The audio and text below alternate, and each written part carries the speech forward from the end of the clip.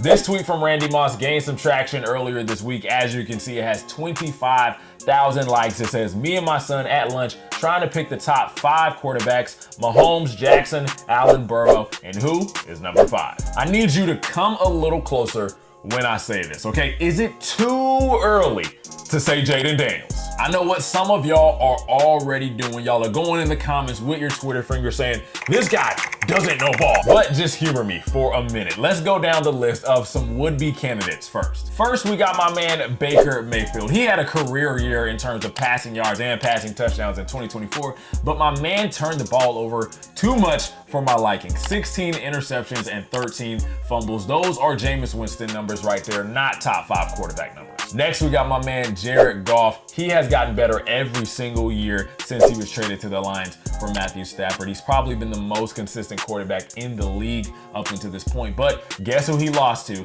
in the second round of the playoffs? That's right, Jayden Daniels. I don't make the rules, all right? This stuff just writes itself. And he had one of his worst games of his career in a game that he needed to perform his best in. Last but not least, we got Jalen Hurts. Now, I love Jalen. I have been a fan of Jalen since he was a freshman at Alabama, but I mean this in the most respectful way possible.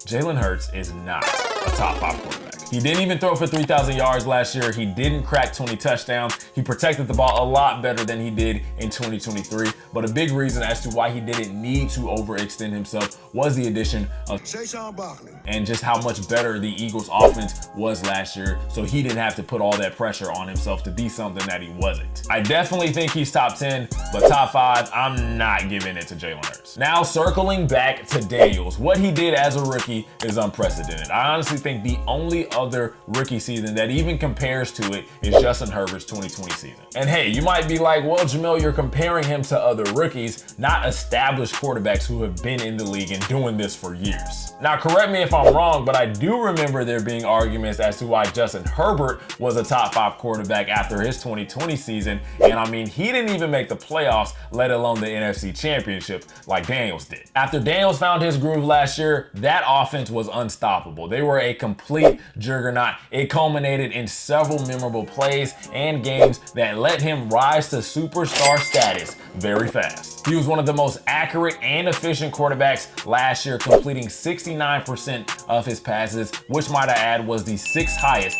among all starting quarterbacks. And in the era of dual threat quarterbacks, Daniels quickly became one of the best, beating out Josh Allen, Kyler Murray, and Jalen Hurts for most rushing yards by a quarterback, coming second to the one and only Lamar Jackson, whose game he was compared to several times throughout last year. And might I add, he did all of that while being the 6th most sacked quarterback in the league. This man was running for his life. The only, and I mean the only counter argument I will accept for this is that you cannot put a quarterback on an elite list like this when you only have his rookie season to look at. And hey, I'm okay with that. Consistency is key for a list like this, so hey, maybe we do need one more season from Daniels before we can squeeze him in there. With that being said, if not Daniels, who would you put alongside Mahomes, Jackson, Allen, and Burrow? And Cowboy fans, do not say Dak Prescott.